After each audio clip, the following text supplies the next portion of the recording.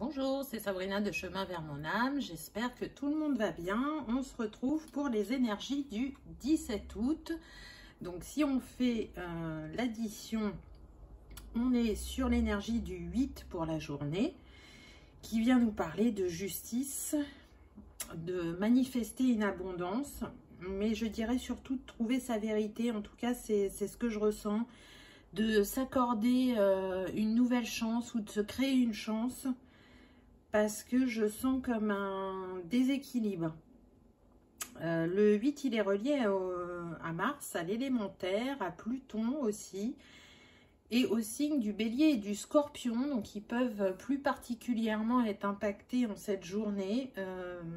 J'entends qu'on est vraiment sur une quête de vérité, de quelque chose à transcender. Et puis si on additionne la journée, on est dans la vibration du 4, qui vient justement nous parler de changement dans la matière. On a envie de concrétiser quelque chose de différent, ou alors d'être plus persévérant et constant dans une situation ou une relation.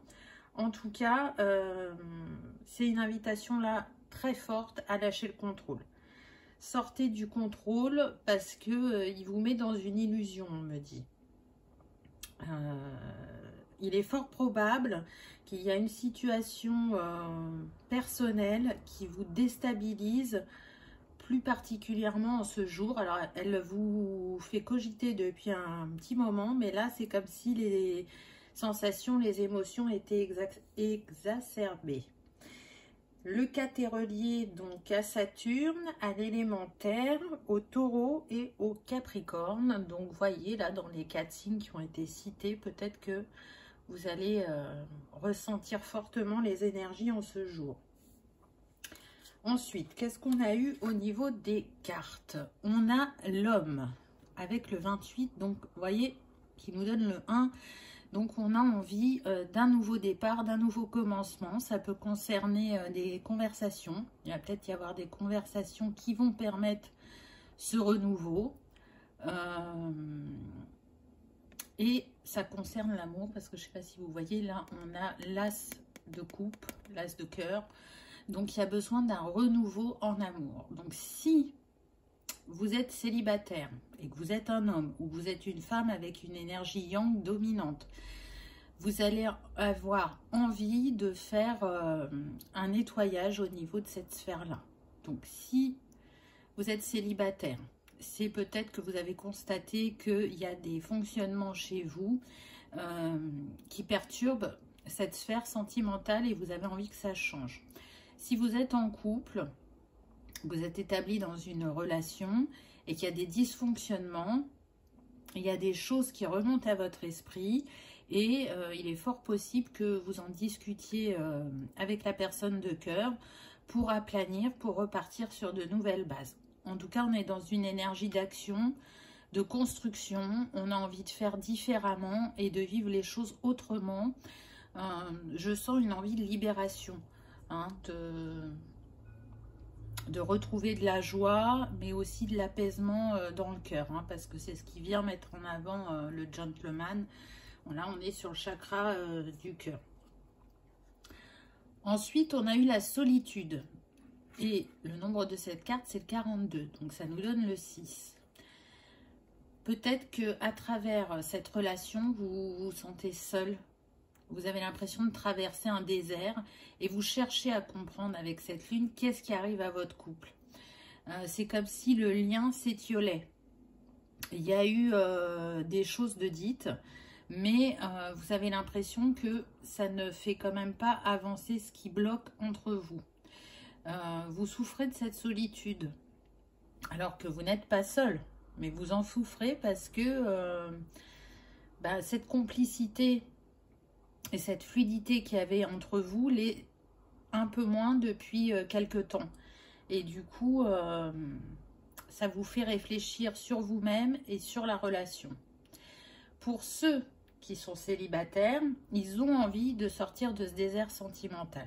Il y a vraiment la volonté de se dire, ça y est, je suis prêt, je suis prête à rencontrer quelqu'un. On fait ses demandes à l'univers parce que on avait besoin de ce temps pour soi, pour guérir, pour se reconstruire, mais là, je sens comme une impatience, comme l'envie d'une manifestation et d'un changement dans cette sphère. J'ai envie de dire qu'avec la carte suivante, bah, c'est confirmé, hein, on est bien sur l'amour, puisque bah, c'est ce qui apparaît avec ce couple. Ce que je ressens, c'est qu'il peut y avoir un nettoyage au niveau du karma avec ce rouge et avec ce bleu, une prise de conscience. Là, vous voyez, on est sur le racine et le troisième œil. Peut-être qu'il y a un karma à nettoyer sur votre histoire pour refluidifier les énergies entre vous. On voit que tous les deux ils portent un collier en forme de cœur, donc les cœurs sont reliés, les âmes aussi, et c'est une période peut-être de défi pour les couples, mais en tout cas je sens que c'est pour un mieux. Pour les célibataires, on vous dit que la personne qui va venir à vous, c'est une personne où ça va être très intense, très fort entre vous, énergétiquement et dans ce que vous pouvez ressentir quand vous êtes auprès de cette personne. C'est pour moi une âme que vous connaissez. J'insiste bien sur âme. Hein, c'est pas forcément une personne physique que vous avez rencontrée dans cette vie, mais en tout cas, c'est une âme qui a traversé d'autres vies avec vous. Mais on vous dit que, vous voyez, l'amour est en chemin, mais c'est pas dans cette journée que vous allez rencontrer l'amour. Mais c'est en chemin, on a entendu votre demande. Ensuite, au niveau astrologique, on a eu planète rétrograde, donc karma, énergie déviée, blocage, vous voyez, énergie à transcender. La rétrogradation demande de transcender l'énergie de la planète, de découvrir en soi ses qualités intrinsèques pour les exprimer au monde, purifier et magnifier. Donc, vous voyez qu'il y a bien un karma à nettoyer, soit dans votre chakra racine, parce que c'est du transgénérationnel, ou soit sur le couple, puisque vous connaissez cette âme, et du coup, il y a besoin de purifier le lien. C'est une invitation aussi avec ces planètes rétrogrades à aller dans votre intériorité pour mieux comprendre la situation, pour mieux comprendre l'autre, pour mieux vous comprendre. Et c'est une invitation à le faire à votre rythme, sans forcer. Peu importe le temps que ça prend, c'est aligné. C'est rester confiant, ayez la foi sur ce karma que vous allez être en capacité de libérer. En fait, les planètes rétrogrades, elles viennent parler que par le passé, il y avait une énergie qui était exacerbée chez vous ou sur le relationnel. Et du coup, c'est une invitation dans cette vie, je dirais, à l'utiliser avec une conscience plus élevée et à l'utiliser à la juste mesure. Donc là, ce que je ressens, c'est qu'il y a pu y avoir beaucoup de contrôle ou de possessivité, un manque de confiance. Donc là, on vous invite à transcender tout ça pour vivre quelque chose de différent, soit dans la relation que vous avez actuellement, ou soit dans la relation qui vient à vous. Ensuite, on a eu la maison 3 qui vient nous parler d'apprentissage, d'environnement proche, de déplacement court, de la petite enfance, de l'école.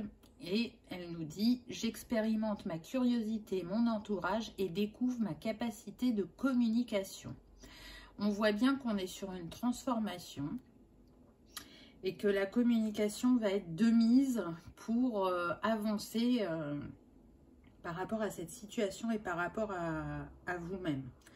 En tout cas, vous allez travailler, je dirais, sur votre aptitude à rentrer en lien avec l'autre, à comment vous vous positionnez face à l'autre, comment vous vous exprimez.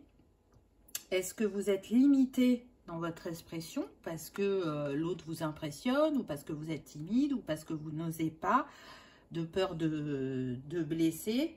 En tout cas, restez dans cette ouverture d'esprit et dans cette écoute de vous-même et de l'autre pour pouvoir comprendre ce qui se joue et ce qu'il y a à démêler. Parce que la maison 3, elle vient vous parler de votre façon de communiquer, de penser, d'apprendre et de créer du lien. Donc, on a bien vu qu'il y avait une instabilité. Comment vous allez recréer la stabilité pour votre couple ou avec vous-même pour établir une stabilité dans le futur couple qui vient à vous.